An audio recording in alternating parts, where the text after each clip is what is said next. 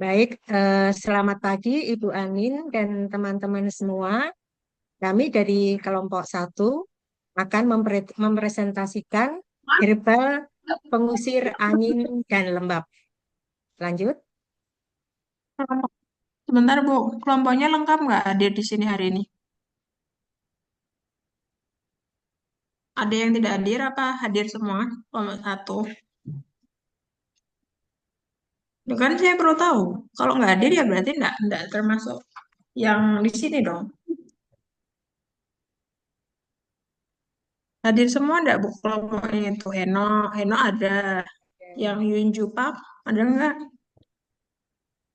Yunju Pak nggak ada Bu. Atau dia pakai nama yang lain? Kita, kita Mahana Buana ada. Ada. Nggak tahu yang Yunju. Yunju Pak nggak ada. Itu kemarin ngerjain juga ikutan nggak Bu? Ngerjain Ibu, ngerjain. Sudah Kenapa hari saya, ini nggak datang? saya udah Nggak info tahu. juga dari pagi.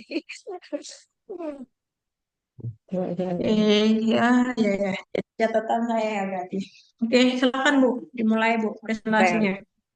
Baik. Eh, Selamat pagi Ibu Anin dan teman-teman semua. Pada pagi hari ini, kelompok satu akan mempresentasikan herbal pengusir angin dan lembab. Lanjut, Bu Cynthia. Nah, pengertiannya adalah bahwa herbal pengusir angin dan lembab ini dalam bahasa Mandarin kita sebut dengan Ji Feng Xiao, di mana sifat dari angin itu adalah patogen yang bergerak cepat yang menyebabkan gejala berpindah-pindah. Kemudian lembab atau Fi ini merupakan patogen berat dan lengket yang menimbulkan rasa berat, kaku, bengkak, dan terjadinya stagnasi. Nah, kombinasi angin dan lembab ini sering muncul pada kondisi seperti sindrom atau sumbatan ya, di mana biasanya ditandai dengan gejala nyeri sendi, kekakuan, dan pembengkakan. Lanjut. Nah, tujuan terapi untuk herbal ini adalah mengusir patogen angin lembab, menghangatkan dan melancarkan meridian, mengaktifkan qi dan darah, serta meredakan nyeri. Nah, pola yang ditargetkan itu adalah pada kasus sindrom Feng Pi, yaitu nyeri yang berpindah atau sensasi yang berubah-ubah, kemudian juga CB itu CP itu rasa berat atau nyeri yang menetap atau terjadinya bengkak. Kemudian Hanpi itu ya nyeri yang membaik dengan penghangatan. Kemudian rebi itu adalah nyeri sendi yang disertai panas, kemerahan dan bengkak. Jadi secara umum herbal ini digunakan untuk nyeri dan kekakuan otot sendi, terutama pada punggung bawah, lutut, bahu, atau gatal atau edema yang terkait dengan lembab, serta mobilitas yang terbatas atau gerakan-gerakan yang terbatas. Lanjut. Nah, herbal yang pertama ini adalah Duhuo atau Angelica pubescens, di mana karakteristik dari herbal ini itu dia mempunyai sifat hangat, kemudian mempunyai rasa pedas dan pahit. Kemudian meridian yang dituju itu adalah kandung kemih, liver, kemudian sebentar, liver dan ginjal. Kemudian aksi dan indikasi dari herbal ini adalah mengusir angin dan lembab pada sindrom Bijeng, di mana ditandai dengan adanya gejala nyeri sendi seperti rematik, artritis, kaku, dan pegal. Kemudian juga untuk meredakan nyeri, ini terjadi di punggung bawah, lutut, dan tungkai bawah. Kemudian juga meringankan rasa berat dan kaku, ini terutama pada otot-otot yang kaku, kemudian rasa berat di kaki. Kemudian juga bisa untuk meringankan nyeri kepala, akibat angin dingin serta kelempan yang ditandai dengan adanya pusing dan leher pusing dengan leher yang kaku. Kemudian dosis dan cara pemakaiannya Maaf Bu, dalam bentuk Alicia. langsung, ya boleh. Kenapa Ibu? Dan kemudian hari Bagenya ini nyarinya dari mana, Bu? Buku apa ya namanya? eh Introduction apa ya? Saya lupa. Ada bukunya Ibu. Dari buku apa? Dari aplikasi atau dari apa? Dari Beneran PDF dari. itu. Dari buku. Nanti saya tunjukin ya Bu ya. Sebentar. Ah, Masih oke, diambilin oke. bukunya. Silakan. Ya. Soalnya ada beberapa poinnya itu kurang pas Ah, sih. Ya, oh terus gitu. Ibu sampai ini aja dulu. Sampai Iya, selesai. iya. Iya. Kemudian dalam bentuk rebusan itu 3 sampai 10 gram. Kemudian dalam bentuk bubuk atau B itu 1 sampai 3 gram. Kemudian untuk kontraindikasinya atau peringatan ini tidak dianjurkan digunakan pada individu dengan defisiensi yin dan defisiensi darah dan angin hati internal. Nah, overdosis pada obat ini bisa menyebabkan terjadinya fotosensitif, jadi reaksi kulit yang berlebihan, misalnya ada apa kulitnya itu menjadi merah-merah. Begitu. Terima kasih. Dilanjutkan dengan teman yang lain.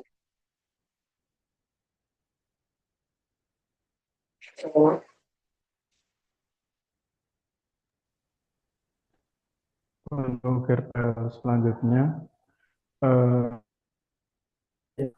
karakteristiknya dan asin, sifat hangat, meditasi. Yang pertama mengusir angin dan meluncur dan mencarkan meriam. Untuk paicong, akibat angin lembab yang menyebabkan nyeri sendi, otot kaku, dan kesemutan. Yang kedua, melancarkan pencernaan dan mengatasi makanan yang tersangkut. Dapat digunakan dalam kasus makanan yang tersangkut di tenggorokan. Kemudian ada dan cara pemakaian. Untuk rebusan dosisnya 6-15 gram. Untuk bubuk atau pil 1-3 gram. Untuk perhatiannya, gunakan hati-hati pada pasien dengan kelemahan darah atau yin karena bersifat hangat dan mengeringkan.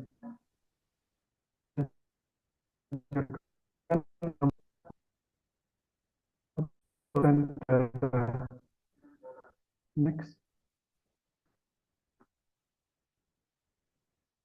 untuk herbal yang ketiga, cucangci. Karakteristik sifat dan rasa, rasanya sedikit pahit dan pedas. Sifat panas, meridian yang dituju hati dan lambung. Untuk akhir indikasi, yang pertama mengusir angin dan menghentikan nyeri. Digunakan untuk paicang, terutama nyeri sendi, otot, dan punggung. Efektif untuk nyeri kepala, sakit gigi, dan nyeri tubuh akibat angin dingin. Kemudian ada membersihkan racun dan mengurangi pembengkakan. Dapat digunakan untuk luka bernanah, bisul, bengkak, dan racun akibat serangga atau gigitan ular. Dan yang ketiga, menghentikan gatal dan reaksi alat kulit. Membantu mengatasi urikaria ekstrim dan gatal-gatal kulit akibat angin lembab. Dosis dan cara pemakaian. Untuk keran dosisnya 6-12 gram. Untuk bubuk 1-3 gram. Untuk perhatiannya digunakan dengan kelemahan Qi atau Yin, hangat dan kering. Yang kedua, tidak dianjurkan menggunakan efek iritasi lambung.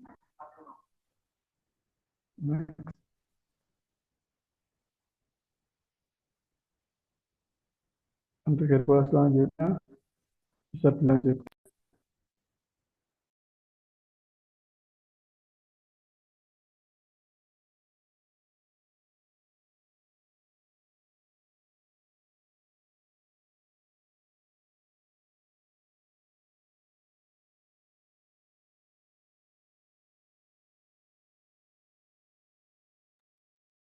Lanjutnya,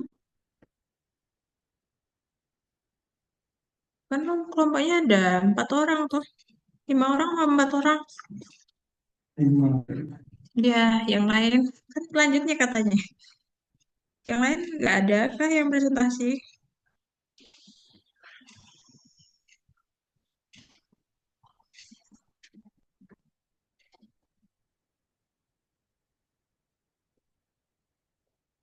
Terserah siapa. Saya nggak mau nunggu lama karena ini yang dipresentasikan banyak ya. Terserah yang tadi mau ngambil alih atau gimana. Berarti yang dianggap tadi mempresentasikan ya 2 orang aja atau 3 orang aja dari kelompoknya. Baik, saya ambil alih saja. Mungkin itu yang tadi yang Nah, dipakai itu mungkin ya. ya, Baik, herba selanjutnya ada janwu atau radik agoniti preparet. Bagian herba yang digunakan adalah bagian akarnya, di mana dia mempunyai karakteristik yaitu sifat dan rasa, rasanya pahit dan pedas, kemudian sifatnya panas dan ini sangat toksik atau beracun. Kemudian meridian yang dituju itu adalah jantung, hati, dan limpa. Kemudian aksi dan indikasi dari herbal ini adalah mengusir angin dan dingin, terutama ini pada kasus nyeri sendi otot dan akibat dingin atau lembab. Kemudian kekakuan otot atau spasme, kejang ototnya, nyeri kepala, dan nyeri perut akibat dingin. Kemudian untuk mengurangi pembengkakan dan mempercepat penyembuhan abses. Ini contohnya pada borok yang sudah lama yang sulit sembuh. Itu adanya luka bernanah dan pembengkakan. Kemudian juga menghangatkan jantung dan memperkuat sirkulasi. Nah, dosis dan cara pemakaiannya adalah rebusan itu dengan 1,5 sampai 4,5 gram. Kemudian kontraindikasinya ini pada kehamilan dan anak-anak tidak diperbolehkan. Kemudian pasien dengan defisiensi yin atau darah, kemudian pasien dengan lemah atau berkeringat banyak, dan kemudian juga jangan dibarengi dengan penggunaan alkohol. Jadi herbal ini sangat toksik, jadi memang harus berhati-hati. Lanjut,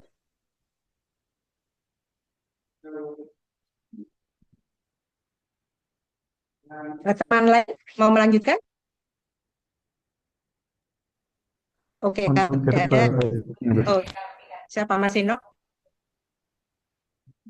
Boleh Mas Eno Ya, lanjut. untuk herbal selanjutnya ada jawu. Karakteristiknya sifat rasa pahit dan pedas, sifatnya panas. Meridian dituju jantung, hati, dan limpa. Aksi dan indikasi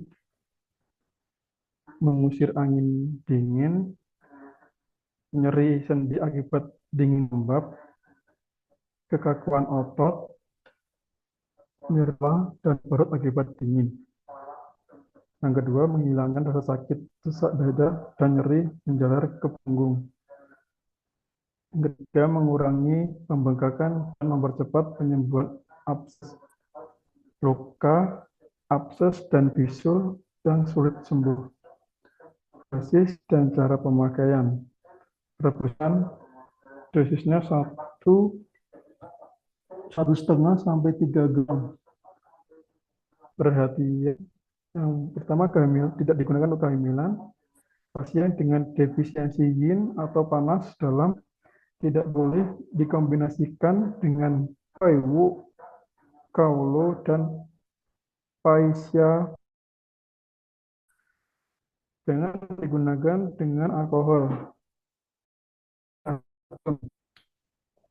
Yang kedua adalah toksik jenis tiga jenis konet cawu cu cuanwu fuce. Next, untuk herbal selanjutnya ada cishi. Karakteristiknya sifat dan rasa. Rasanya manis dan asin, sifat hangat dan beracun. Meridian yang dituju, hati dan limpa. Aksi dan indikasi. Yang pertama, mengusir angin dan membuka saluran. Untuk sakit reumatoid artritis, stroke, kekakuan otot, kelumpuhan wajah. Menghentikan angin endogen. Kejang tetanus, spasme otot. Yang ketiga, mengusir angin eksogen dari kulit. Kusta, kudis, pruritus. Dan yang keempat, menghilangkan toksin seperti luka infeksi, kanker, hati, dan lambung. Untuk yang kelima, mengatasi sirkulasi darah dan menghilangkan sumbatan. Sendi, mati rasa, kekakuan otot, dan saraf. Untuk dosis dan cara pemakaian, untuk rebusan 3-9 gram. Untuk bubuk dan pil 1-3 gram. Peringatan untuk tidak digunakan oleh penderita defisiensi yin dengan panas dalam menderita defisiensi darah. Wanita hamil, anak-anak, orang dengan alergi terhadap ular atau racun. Penggunaan jangka panjang tidak disarankan. Next, Mas, untuk yang selanjutnya. Baik, terima kasih untuk selanjutnya Bu Sausi atau Saucis. Jadi ini adalah salah satu ular berbisa yang di Tiongkok, jadi perlu ekstra hati-hati untuk penggunaan herbal ini. Yang pertama yaitu berkaitan dengan karakteristik, sifat dan rasa. Untuk sifatnya herbal ini netral, dan untuk rasanya manis dan sedikit asin. Kemudian untuk meridian yang dituju, dia menuju ke hati dan limpa. Untuk aksi dan indikasi, yang pertama mengurangi dan melancarkan meridian lateral. Untuk biseng atau sindrom obstruksi akibat angin lembat yang menyebab pembuluh darah dan nadi. Kemudian yang kedua, sangat efektif untuk mengatasi kekakuan otot, kelumpuhan pasca stroke, dan hemiplegia. Kemudian selanjutnya untuk aksi dan indikasi yang kedua, menghilangkan kejang dan spasme, yaitu mengusir angin dari otot, meredam kejang dan spasme, kemudian digunakan untuk tetanus, stroke, angin, epilepsi, dan konvulsi. Lanjut untuk dosis dan cara pemakaian. Yang pertama rebusan. Untuk rebusan sendiri dosisnya 9-12 gram. Kemudian untuk bubuk sekitar 2-3 gram. Pernyataan yang pertama, gunakan dengan hati-hati pada pasien lemah atau defisiensi atau darah juga, karena bersifat menggunakan dan mengusir angin dengan kuat. Kemudian tidak boleh dikonsumsi oleh wanita hamil menyusui, kemudian anak-anak, orang yang alergi terhadap herbal ini. Baik, terima kasih. Akan saya lanjutkan. Untuk herbal selanjutnya yaitu mukwa, di mana untuk mukwa ini karakteristiknya memiliki sifat dan rasa, di mana sifatnya yaitu hangat, kemudian rasanya asam. Untuk meridian yang dituju yaitu dan limpa. Untuk mukwa, aksi dan indikasinya menghilangkan kelembapan dan menyeimbangkan lambung.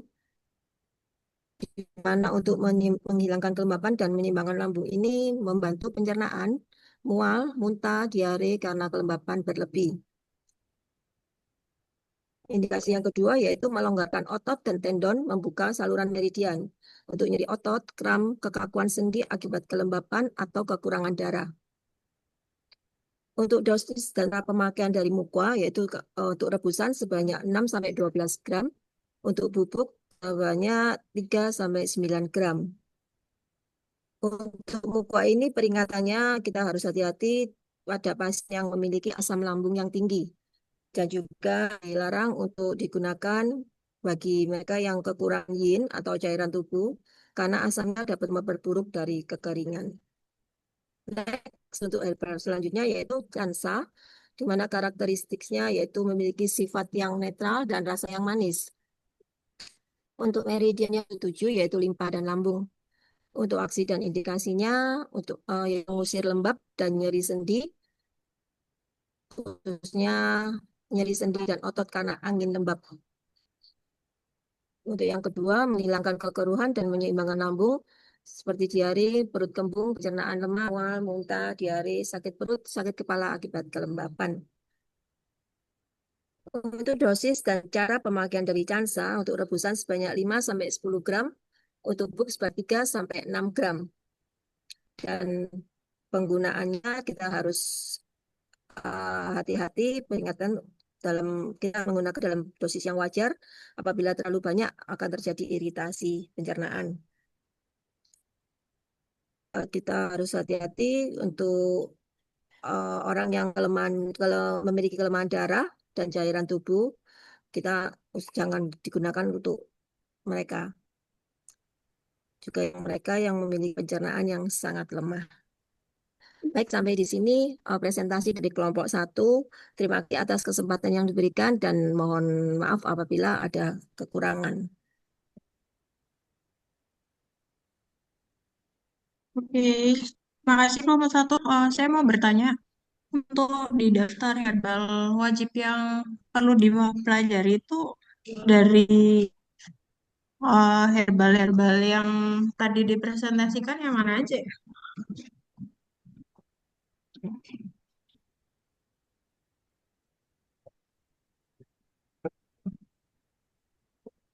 Kemarin sudah tahu daftar herbal wajibnya udah pernah di-share.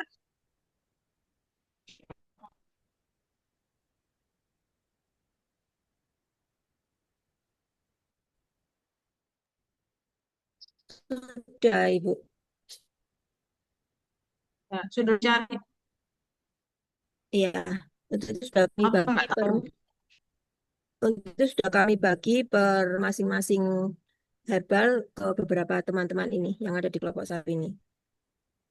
Ya, tapi kan ada 180 herbal yang perlu diketahui itu, ini golongan yang wajib diketahui yang mana?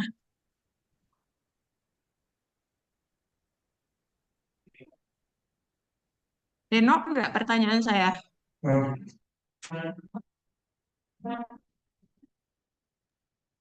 Paham, Ibu. Salah satunya nih, mukua apa? Mukua ya, salah satunya. Ini yang termasuk 180 apa? Nah, Hektar aku ini. aja ya, Bu. Ada yang lain nggak? Saya belum terlalu hafal, Bu. Ingat Atau ini aja ini. yang wajib balik malah itu. Kalau yang lain ya just inilah dicari nggak Ya, apa-apa. Tapi ya, kalau malah yang penting nggak dihafal itu malah yang merugikan sih. Dan yang ya, diujikan kan pasti yang wajib dihafalkan. Nah,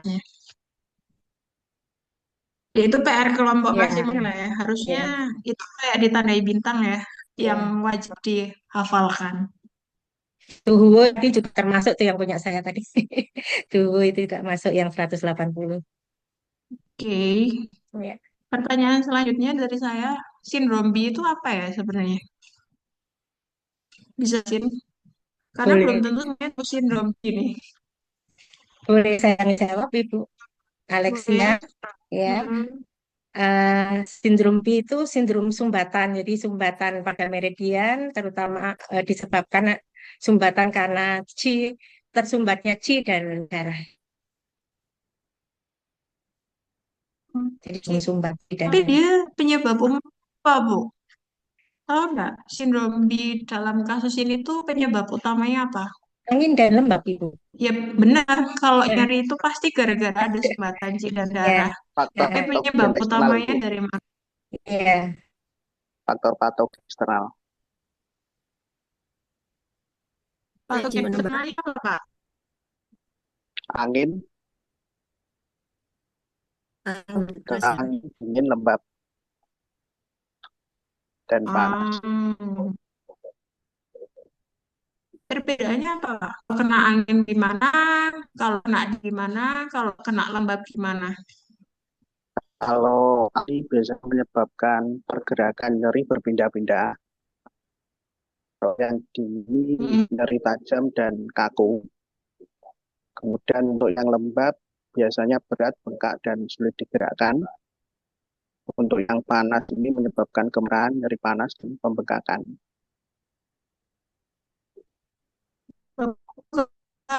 Bisa lihat langsung ya, Pak. Nanti saya takutnya nggak Pak, bukan orang. Oh iya Bu, saya sendiri. Siap. Nggak apa-apa kan? Tuh, kan saya pengen tahu mahasiswa saya yang jawab itu yang mana. Masa saya ngomong tapi nggak ada feedbacknya. Ya, silakan. Angin gimana? Kalau angin itu menyebabkan pergerakan nyeri berpindah-pindah Bu. Nah, Kemudian untuk yang dingin, itu biasanya nyeri tajam dan kaku, kekakuan. Dan untuk yang lembab itu berat, bengkak, dan sulit digerakkan. oke. Terus ada ciri spesifiknya lagi nggak, Pak? Selain nyerinya seperti itu. Kayak nadi lidahnya itu gambarannya gimana?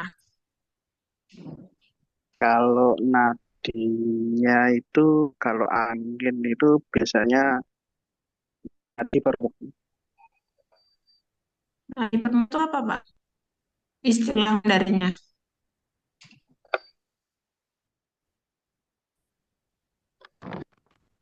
Saya ulang. Sudah pernah belajar, Pak? Soalnya Kemarin nanti ya, kalau Bapak rangkuman kemarin saya bikin cuma lupa nama istilah Mandirinya. ya, soalnya studi ujian itu yang dikeluarin sama nadi darinya ya, Pak. Nanti takutnya Nah, di Bapak cari nadi permukaan nggak ketemu di soalnya. di terapung namanya apa? Ya, cuma nggak Siap, apa-apa. siap Bu. Berarti belajarnya belum diapalin sampai situ. Terus kalau lidahnya ada perubahan Lidahnya apa karena normal? ada perubahan. Kalau sindromnya tergantung sindromnya. Kalau sindromnya itu dominan ke angin, biasanya lidahnya itu tipis putih. Kemudian dominan dingin itu lidahnya pucat, celat putih tebal. Kemudian yang lembab itu lidahnya lembab, ada selaput licin. Kemudian kalau yang panas biasanya lidahnya merah,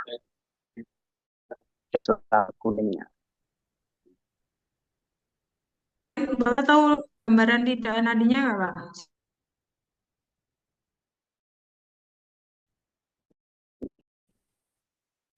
Maksudnya Ya, apa sih? Ya, misalnya kalau lembab itu lidahnya gimana? lidah lembab itu selaputnya licin, licin di selaputnya Tapi gambarnya. Kemudian warnanya warnanya juga putih, titik kalau warnanya ya putih tipis.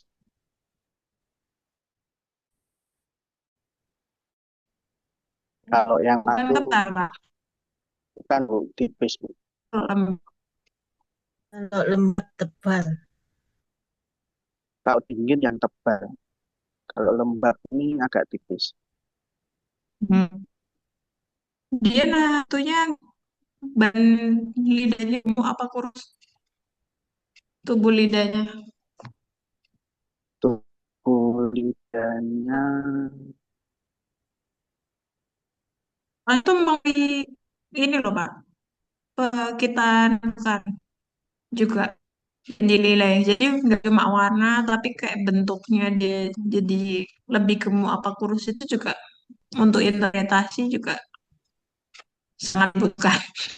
ya, Iya kan? Benar kan?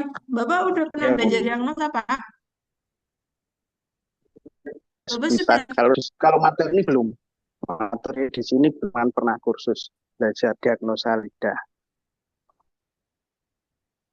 Bapak sebelumnya sudah pernah belajar diagnosa, Pak? Secara TCM? secara kursus di tempat lain sudah Bu, kalau di pelajaran mata kuliah di sini belum saya ambil yang untuk diagnosanya. Oh, itu perlu ditawarin semester depan sih, Pak. Tapi nggak tahu di teori udah dikasih tahu sedikit-sedikit apa enggak. Ya, itu di semester depan sih Hmm, adanya. Gitu. satu.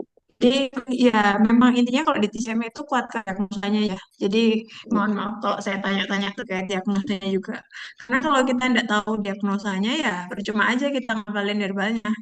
Ya ngapalin herbalnya tapi nggak tahu sindrom penyakitnya apa kan percuma juga. Gimana kita cara meresepinya? Iya nggak? Menurut Bapak gitu nggak? Kita harus tahu diagnosanya dulu nggak sebelum menjawab formulanya Ya yang harus, cocok. ya kuncinya di diagnosa Bu. Iya, Kalau artinya benar nanti herbanya pasti benar. oke, tapi Bapak sudah baik banget bisa mau menjawab karena yang lain belum tentu. Ini tuh ada nggak bedanya Unggul sama Belisian ya? Terus dan berbedanya tahu nggak di kelompok ini? Terserah siapa yang jawab. Duku sama Itu sama Belisian. Ya kan Belisian kan? Belisian. Terus jangan belajarnya cuma dari materi yang dibagi ya. Harusnya satu kelompok ini harus tahu materinya. Karena nanti kalau ditambah kelompok lain harusnya semuanya dikuasai, Pak. Nggak hanya bagiannya aja yang disuruh nyari berapa, 3 herbal apa 2 herbal. Nah, kalau nyarinya cuma itu ya apalnya itu aja. Ini masih terlalu banyak yang dihafal banyak hanya itu. Mandarin. Terus kirim lah. Jadi jangan salahkan saya kalau saya tanya-tanya. Oh, Kan mahasiswa itu cuma ya udah nyari tapi nggak paham ininya. Ya coba jelasin misalnya lah. Nanti kalau nggak kurang tepat saya jelasin. kalau ini kan angin dan lembab, jadi fungsinya itu mengeluarkan angin dari meridian. Fungsinya ini tonik penyeimbang, artinya dia menguatkan dan darah agar patogen tidak mudah menyerang. Salah. Temannya ada yang mau nambah ya atau sudah? Ya, saya Udah. sedikit menambahkan kalau Ya. keduanya sama-sama memiliki fungsi mengusir patogen. Kalau yang kuno lebih ke notifikasi. Untuk perbedaan lainnya, kalau Wuhan lebih ke angin lembab dingin, sedangkan kalau yang Wellington ke angin lembab panas. Indonesia yang pendapat Benar ya?